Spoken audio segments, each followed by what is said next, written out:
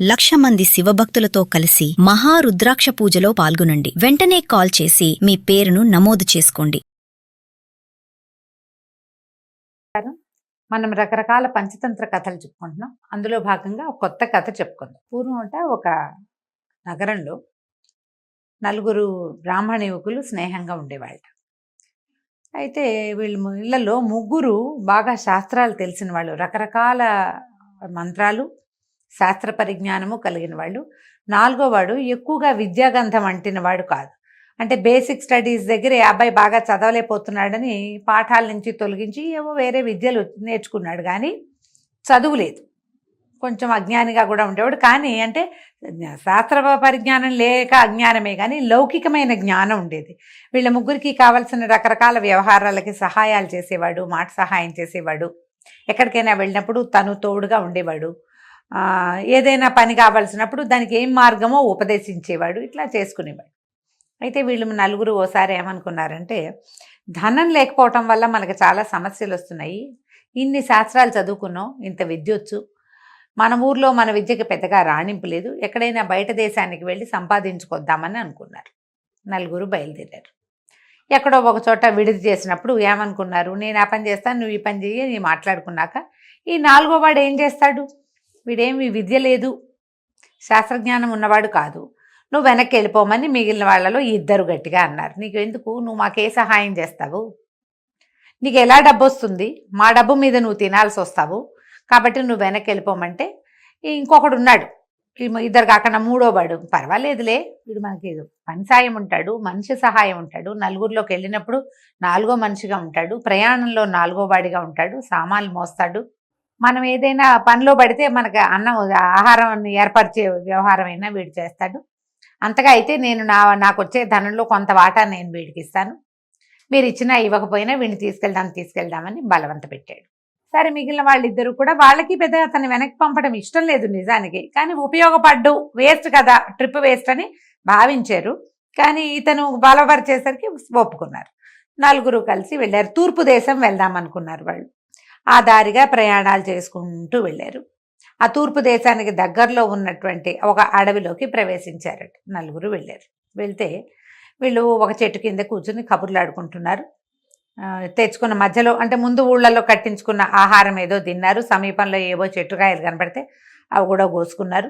కాసేవో మంచినీళ్ళు ఉన్నాయి, తాబేటికాయ నీళ్ళు తాగి కులాసాగా మాట్లాడుకుంటూ దూరంగా చూస్తే వాళ్ళకు ఒక శరీరం కనపడింది. శరీరం అంటే ఇది పూర్తిగా బాడీగా లేదు, దేంతో ఒక జంతువు తాలూకు అవశిష్టాలంటే దాని ఎముకలు లాంటివేవో కనిపించినాయి. కనపడేసరికల్లా అది ఏం జంతువు అని మాట్లాడుకున్నారు. వాళ్ళల్లో ఒకడన్నాడు, దగ్గరికి వెళ్ళి చూసి, అరే ఇది సింహంలాగా తెలుస్తోంది, నా జ్ఞానంతో నాకు ఇది అర్థమైంది, దీన్ని ఇలా నేను పెట్టగలుగుతాను అని చెప్పేసి అక్కడ ఉన్న బొమికల కుప్ప, అంటే ఎప్పుడో చచ్చిపోయింది సింహం, కళేబరం కుళ్ళిపోయి పాడైపోయి అన్నీ ఎండిపోయి చర్మము మాంసం అన్నీ హరించుకుపోయాక దాని తాలూకు అస్థిపంజరం ముఖాచక్కాగా ఉందన్నమాట, సింహం తాలూకు అస్థిపంజరం. సరే, ఇతను ఏం చేశాడు, నాకు ఈ జ్ఞానం ఉంది, నేను చదువుకున్న పాఠాలు ఇవే, ఎలాంటి ఎముకల కుప్పనైనా నేను సరైన ఆకారంలో అమర్చగలనని ఒక సింహం కూర్చున్నట్టుగా ఈ ఎముకల్ని అమర్చాడు. ఇది సింహపు శరీరము అని చెప్పేసరికల్లా 2వ వాడు అన్నాడు, ఏ ఎముకల కుప్ప కనపడినా దానికి చర్మము మాంసము వచ్చేలాంటి విద్య ఉంది, అలాంటి మంత్రాలు ఉన్నాయి నా దగ్గరని. ఈ సింహపు ఆకారంలో కూర్చోపెట్టబడిన ఈ అస్థిపంజరానికి పూర్తిగా కవర్ అయ్యేలాగా కండలు, నెత్తురు, మాంసము అంతా ఏర్పరిచి పూర్తిగా చర్మం కూడా ఏర్పరిచి మంత్ర విద్యతోటి ఒక మరణించిన సింహం కూర్చున్నట్టుగా చేశాడు. దాన్ని ముందు బొంకల కుప్ప, తర్వాత ఏమో దాని ఆకారం అస్థిపంజరం ఆకారంలో అమర్చబడింది, ఇప్పుడు దానికి చర్మము మాంసము అన్నీ ఇవ్వబడ్డాయి.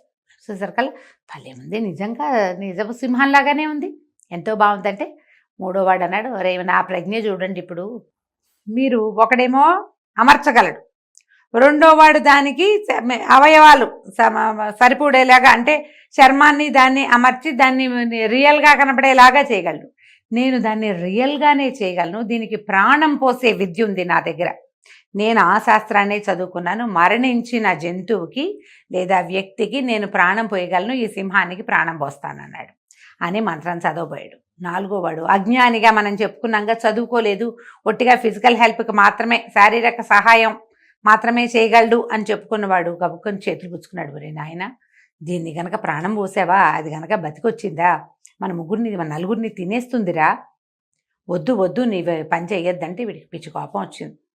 అవురవురా, ముందు వాళ్ళిద్దరూ తమ విద్యలు ప్రదర్శిస్తుంటే నువ్వేమైనా మాట్లాడేవా? చెప్పలేదు నువ్వు. ఇప్పుడు వాళ్ళిద్దరూ తమ విద్యలు ప్రదర్శిస్తే నా దగ్గరున్న మహాద్భుతమైన ప్రాణం పోసే విద్యని నేను ప్రదర్శించకపోతే ఎట్లా? నా శక్తియుక్తులు నేను కూడా పరీక్షించుకోవాలి కదా. అందుకని నేను ఇది చేసి తీరుతానన్నాడు. మిగిలిన వాళ్ళిద్దరు కూడా మాట్లాడలేకపోయారు. ఎందుకంటే ఒకడేమో అమర్చాడు, 2వ వాడు దానికి చర్మము మాంసము ఇచ్చాడు, 3వ వాడు ప్రాణం పోస్తున్నాడంటే ఒకళ్ళ విద్యల కంటే ఒకటి అధికమైంది కదా. ఈ ప్రదర్శనని కాదని అంటే ఎట్లా? మరి మీరు ముందు చేశారుగా, నన్ను ఎందుకు చేయనివ్వరు అంటాడు. అందుకని వాళ్ళు ఊరుకున్నారు. ఈ అజ్ఞానిగా ఉన్న యువకుడు బతిమలాడాడు. లౌకిక జ్ఞానం మాత్రమే ఉన్నవాడు, వద్దురా వద్దురా, శాస్త్రజ్ఞానాన్ని ఇట్లా ప్రదర్శించకూడదు, నా మాట వినంటే నువ్వు ఏం చెప్పినా నేను విన్ను, దీనికి ప్రాణం పోసేదే అన్నాడు ఆ శాస్త్ర విద్య తెలిసినవాడు. అయితే 4వ వాడు అన్నాడు, బాబు నీకు దండం పెడతానరా, ఒక్క సహాయం చెయ్యి, నేను చెట్టెక్కి కూర్చున్నాక నువ్వు మంత్రం చదువుతావో ఏం చదువుతావో నీ ఇష్టం అన్నాడు. సరేనన్నారు. వీళ్ళు ముగ్గురు నిలబడ్డారు. ఆ 4వ వాడు చకచక అక్కడున్న పెద్ద చెట్టునెక్కి కూర్చున్నాడు. కూర్చున్నాక ఇంక నీ ఇష్టం కానిమన్నాడు.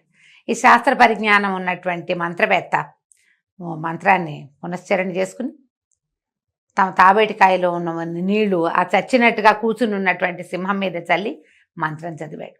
చదవంగానే అట్ట శవంలాగా కూర్చునున్న సింహంలో చలనం వచ్చింది, ప్రాణం వచ్చింది, లేచింది, అది నిలబడింది, తోకజాడిచ్చింది, అటు ఇటు చూసింది, గాండ్రమని పెద్దగా నోరు తెరిచి గర్జించింది. చూసుకుంది తమ ముందు బికచచ్చిపోయి నిలబడి ఉన్నటువంటి ముగ్గురిని చూస్తూ, వీళ్ళల్లో ఒకడేమో తన విద్య ఫలించినందుకు గొప్పగా ఉంది ఒకడికి, 2వ వాడికి తనిచ్చిన శరీరం ఎంత పర్ఫెక్ట్గా నిలబడిందో చూస్తున్నాడు, 3వ వాడు తను నిలబెట్టిన షేపులోనే ఇది నిలబడి ఉందా లేదా, ఎక్కడైనా వంకర టింకర వచ్చిందా చూస్తున్నారు తప్ప వీళ్ళు ఈ సింహం తమను ఏమైనా చేస్తుందని వాళ్ళు అనుకోలే. కానీ అది ఎప్పుడైతే గర్జించిందో అప్పుడు హడలొచ్చింది, కదలలేకపోయారు. అది ఒక్క ఉదుటున ముగ్గురి మీద పడి దొరికిన వాడికండా దొరికినట్టుగా ఊడబెక్కుని తినేసి గర్జిస్తూ అడవిలోకి వెళ్ళిపోయింది. చెట్టు మీద కూర్చుని ఇదంతటి దాన్ని చూస్తున్న అజ్ఞానిగా చెప్పబడిన 4వ యువకుడు ఓ దండం పెట్టి, అయ్యో శాస్త్రజ్ఞానం తెలిసినా వీళ్ళకి లౌకిక జ్ఞానం లేకపోవటం వల్ల కదా ఇంత కొంప మునిగిపోయింది, వృధాగా చచ్చిపోయారు. సింహం అందరినీ తినేలా తలా ఒక కండా పీక్కు తింది అంతే, తలా ఒక దెబ్బ కొట్టింది, కొట్టిన దెబ్బలకు వీళ్ళు కాస్త చచ్చిపోయారు. ఇప్పుడు వీళ్ళని బతికించే నాథుడేడి, నాకా ఏమీ రాదు అని అనుకుని ఓ దండం పెట్టి, ఇక తూర్పు దేశం వద్దు, దక్షిణ దేశం వద్దు, సొంత ఊరు వెళ్ళిపోదామని బతుకు జీవుడా అని వెనక్కి వెళ్ళిపోయాడు. ఏ శాస్త్ర పరిజ్ఞానాన్నైనా ప్రదర్శించేటప్పుడు దేశకాలమాన పరిస్థితులు చూసుకోవాలి. నాకు ఇది వచ్చు నేను చేస్తా అనకూడదు. మన విద్య ఇక్కడ అవసరమా అనేది ఆలోచించాలి. ఆలోచన లేకుండా ప్రదర్శనకి పూనుకుని ఐ కెన్ డూ ఎనీథింగ్ అని కనుక అన్నారో ఇదిగో ఇలాగే అవుతుంది. కాబట్టి ఆలోచించి మన విద్యల్ని ప్రదర్శించాలి. మన తెలివితేటలన్నీ ఎదురుగుండా వాళ్ళ ముందు ఎగ్జిబిట్ చేసిన, నాకు అది తెలుసు ఇది తెలుసు నాకు సమస్తం తెలుసు అని తెలియచేస్తే మనం ఎలా మ్యానిపులేట్ అవుతామో మనకు తెలియదు. ఇక్కడంటే సింహం వచ్చింది కాబట్టి వీళ్ళు ముగ్గురు చచ్చిపోయారు. మన మన మన వ్యవహారాల్లో సింహాలు అవి రావు కదా, మనం మనుషులకి దొరికేస్తాం, మ్యానిపులేషన్కి గురవుతాం. ఇతరులు మనని వాడేసే ప్రమాదం ఉంది. కొట్టిగా వాడేస్తే పర్వాలా, ఏదైనా విపత్కర పరిస్థితులు ఎదురైతే ఏం చెయ్యాలో అర్థం కాదు, అప్పుడు బయటపడడం కష్టం. కాబట్టి దేశకాలమాన పరిస్థితుల్ని బట్టే విద్యా ప్రదర్శన చేయాలి అని చెప్పడం కోసమే ఈ కథ చెప్పబడింది. కథ కంచికి మనం ఇంటికి.